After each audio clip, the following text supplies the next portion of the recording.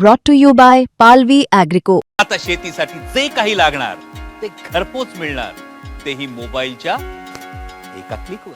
हा पराजय नम्रतेने स्वीकारतो.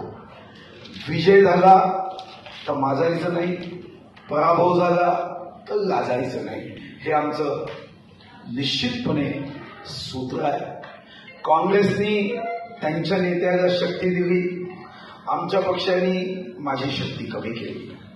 या जिल्ह्यामध्ये गडबाजीला पोषक वातावरण निर्माण होईल हे आमच्या पक्षाच्या धोरणात दिसलं आणि त्यातून मग 10 नगरपालिकेमध्ये आता आम्ही झटका हा अनुभवला आहे. आम्ही जे सूत्र पक्ष म्हणून जिल्ह्यात अवलंबलं की शनी शिंगणापूर नंतर आमचा एकमात्र पक्ष असा आहे की ज्याला आता दरवाजाच ठेवला नाही, कोणीही येतो. आता याही गोष्टीचं एकदा मूल्यांकन आम्ही जिल्ह्यात करू. नाही असं नाही आहे, पक्षाला दारं असूच नयेत. पक्षाची दारं कुठल्या समाजाकरता बंद असू नयेत, कुठल्या व्यक्तींकरता बंद असू नयेत. पक्ष हा बिना दाराचाच असला पाहिजे. फक्त प्रवेश देत असताना व्यक्ती योग्य आहेत की नाही, पक्षाला फायद्याचे आहेत की नाही, हे आपण बघितलं पाहिजे. त्यामुळे मला असं वाटतं की आज समजा पक्षाने काही प्रवेश दिले असतील तर त्याचा फायदाच झालेला आहे. संपूर्ण महाराष्ट्रामध्ये हा जो काही विजय आपल्याला मिळालेला आहे.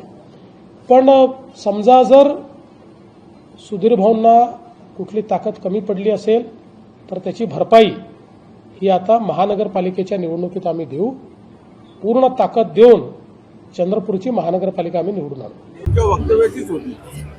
चांगली गोष्ट आहे ना, माझी चर्चाच झाली नाही. हजारो कार्यकर्त्यांचे फोन येत आहे.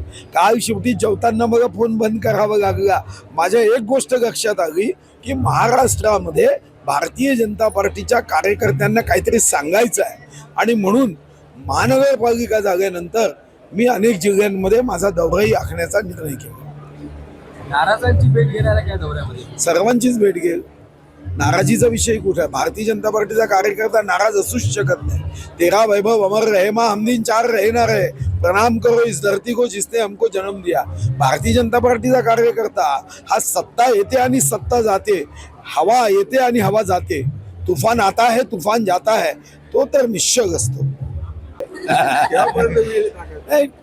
असं आहे, मी तर कोणत्याही ताकदीची शक्तीची वाट न पाहता काम करतो. मी आज मंत्री नाही तरी पॉलिटेक्निक कॉलेजला मान्यता घेतो.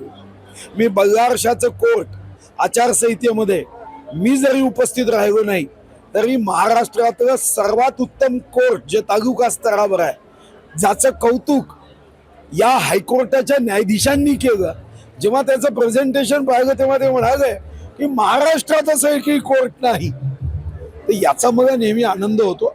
SNDT युनिव्हर्सिटी मी पूर्ण करतो आहे. तुम्हाला माहिती आहे की पुरवणीमध्ये सुद्धा 100 कोटी त्यासाठी प्राप्त झाले आहे. अशा अनेक प्रकल्प आहेत की ज्या प्रकल्पाला मी पूर्ण करतो आहे.